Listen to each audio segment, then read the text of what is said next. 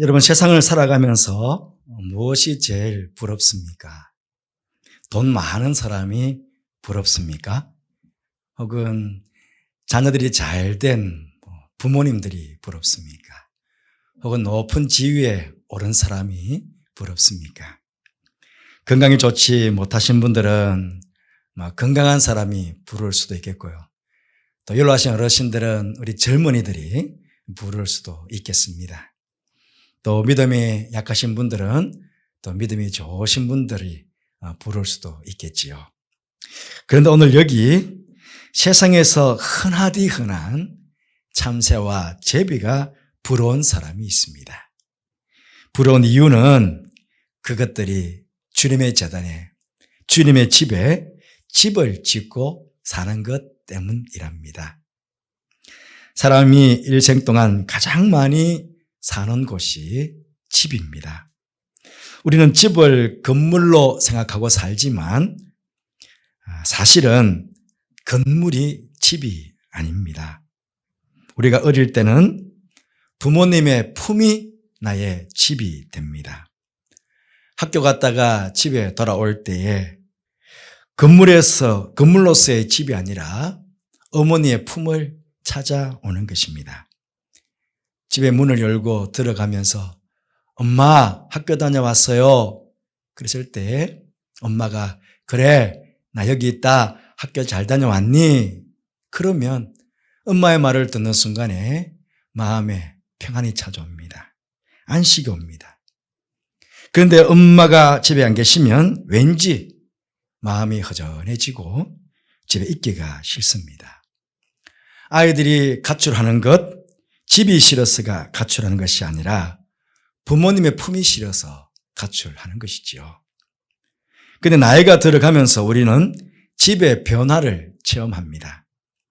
결혼한 후에는 남편은 아내에게 집이 되고 아내는 남편에게 집이 됩니다. 남편들이 자기 아내를 집사람이라고 부르는 것은 아내가 남편의 집이 되어주기 때문에 그렇습니다. 남편이 퇴근해서 집으로 돌아올 때에는 건물로서 집을 찾아오는 것이 아니라 아내의 품을 찾아오는 것입니다. 그 아내의 품이 포근하고 아늑한 집이 되어줄 때에 남편은 아내의 곁에서 안식과 평화를 얻고 그 아내의 곁을 평생 떠나가지 않는 것입니다.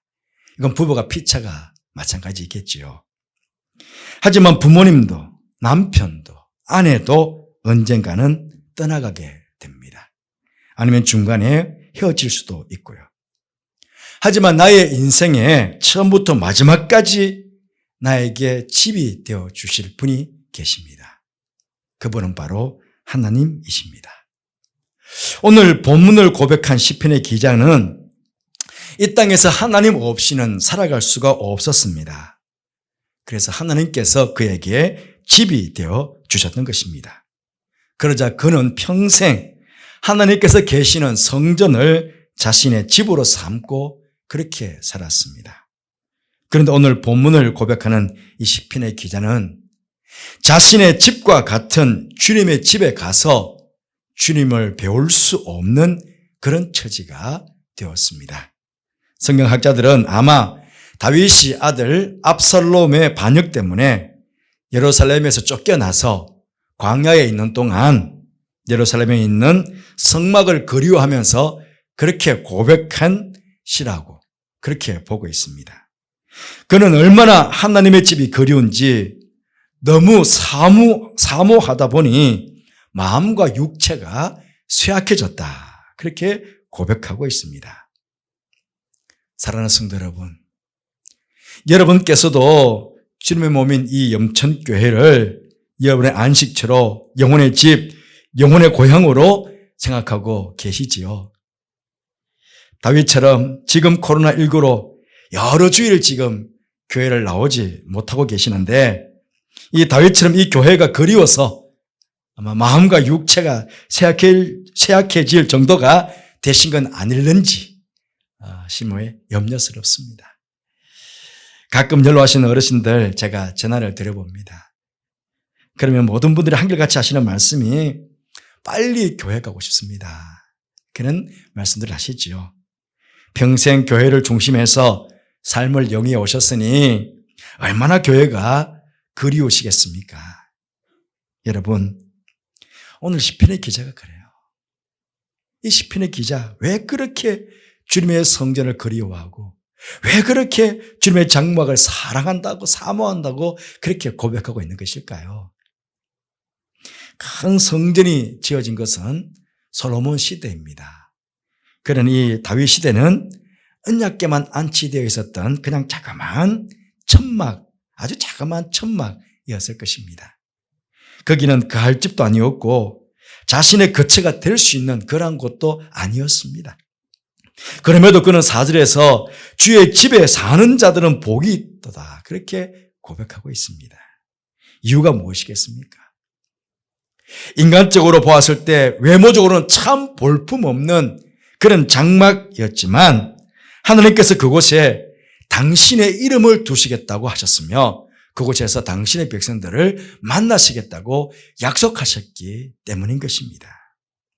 하나님의 자녀인 내가 하나님을 만나는 곳이니까 그 하나님의 집은 바로 나의 집이 되는 것입니다. 오늘 말씀은 아니지만 시편 27편 4절 말씀에서도 이 시편의 기자가 이렇게 고백합니다. 한 가지 자신의 평생 소원을 이야기합니다. 내가 여호와께 바라는 한 가지 일, 그것을 구하리니 곧 내가 내 평생에 여호와의 집에 살면서 여호와의 아름다움을 바라보며 그의 성전에서 사모하는 그것이라. 그렇게 그는 고백하고 있습니다. 제가 오늘 여러분에게 드리고 싶은 말씀은 단 한 가지입니다. 이 다윗처럼 이런 고백을 하면서 우리 모두 이전보다 더욱 주님의 집인 이 영천교회를 사랑하고 평생 나의 집으로 삼고 살자 하는 것입니다. 여러분, 도자기를 만들 때 보면 도공 앞에 회전판이 딱 놓여 있습니다. 회전판. 도자기 만드는 분들 보면 다 회전판이 앞에 놓여 있죠. 그 회전판 중앙에다가 찰흙을 거기다 딱 올려놓습니다. 가장 중간에. 아무리 좋은 고려청자를 만들고 싶고 또 조선 백자를 만들려고 하더라도 그 회전판 중심에다가 그 진흙이 올라가 있지 않으면 결탄코 최상품의 도자기를 만들어낼 수 없는 것입니다. 여러분, 우리 모두는 우리 각자의 인생이 명품 인생이 되기를 바라면서 그렇게 살아갑니다. 중요한 것은 우리가 명품 인생이 되기 위해서는 진흙 덩어리가 회전판 중심에 잘 놓여 있어야 되듯이 우리의 삶이 내가 회전판과 같은 그 중심에 잘 서 있어야 됩니다. 그러면 우리 인생에 있어서 회전판 중심과 같은 곳이 어디겠습니까? 그것이 바로 하나님께서 계시는 교회라는 것입니다. 교회가 무엇입니까? 하나님께서 왜 우리에게 교회를 허락해 주신 것입니까? 신학적인 물음으로 여러 가지 대답할 수 있겠지만 가장 중요한 것은 성막을 주신 이유와 같습니다. 하나님께서 교회를 세우신 이유, 바로 이곳에다가 하나님의 이름을 두시고 하나님께서 이곳에 함께하고 계시고 당신의 백성들로 하여금 예배를 받으시기도 하시고 이곳에서 당신의 백성들을 만나주시기 위해서, 그래서 우리에게 교회를 허락해 주신 것입니다.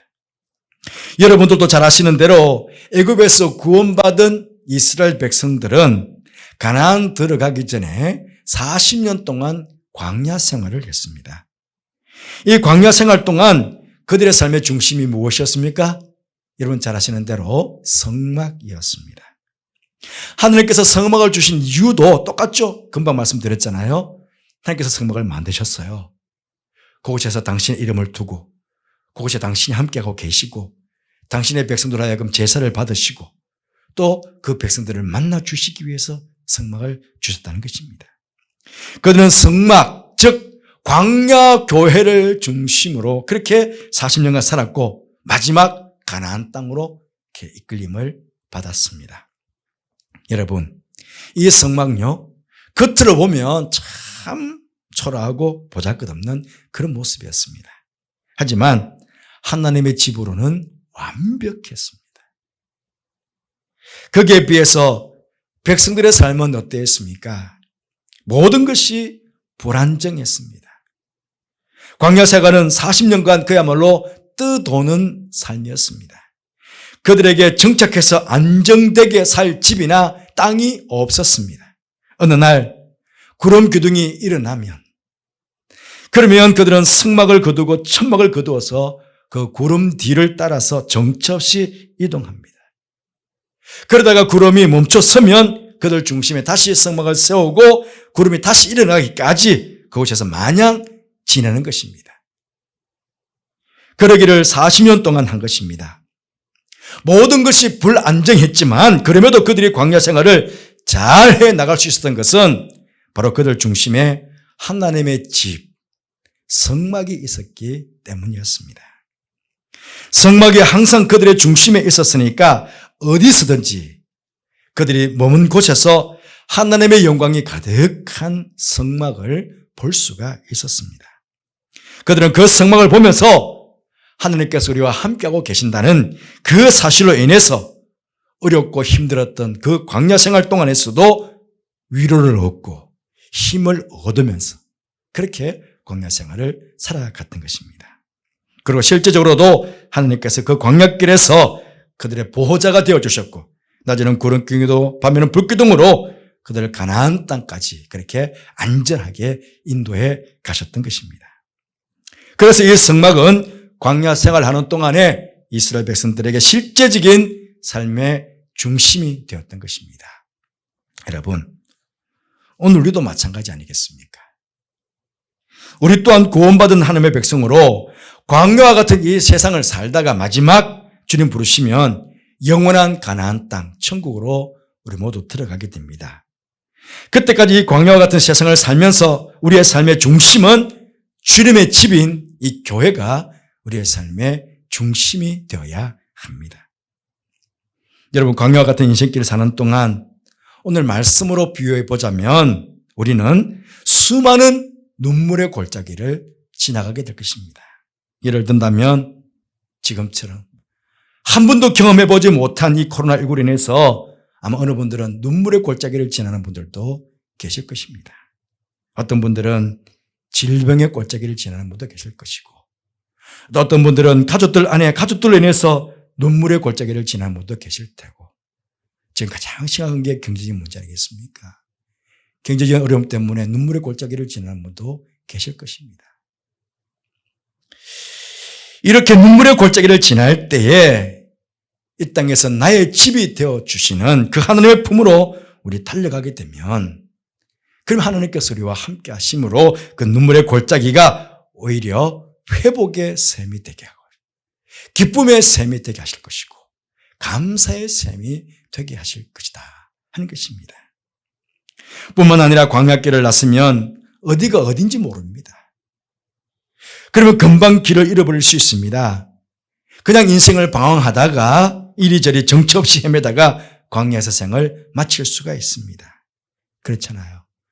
여러분, 우리는 당장 내일 일을 할 수가 없습니다. 당장 5분 후에 우리 인생에 어떤 일이 날지는 아무도 알 수가 없습니다. 그렇기 때문에 더더욱 교회가 하나님이 내 삶의 중심이 되어야 한다는 것입니다. 왜냐하면 이 교회에서 우리가 하나님을 만나 뵙고 그 하나님의 인도하심과 보암심 속에 살아가게 된다면 이 광야 같은 세상 속에서도 삶의 바른 목표를 정할 수가 있고 또 여기저기 헤매는 것이 아니라 바른 길, 생명의 길로 하나님 앞으로 통해가는 시온의 대로와 같은 길로 그렇게 인도함을 받으면서 우리 인생 광야길을 그렇게 걸어갈 수 있기 때문에 그렇습니다. 그리고 종국에는 하나님의 인도하심으로 천국에 들어가게 될 것이기 때문에 그렇습니다. 그러므로 여러분, 내가 천국까지 가는 그 평생에 내가 함께 해야 될 교회 아닙니까? 내 평생 함께 가야 돼. 평생 내가 함께 천국까지 그날까지 함께 가야 될 교회. 그러니까 이 교회를 내가 더 사랑하고 더 귀하게 여기고 더 소중하게 여기는 그런 우리가 되어야 되겠습니다. 몇 년 전에요?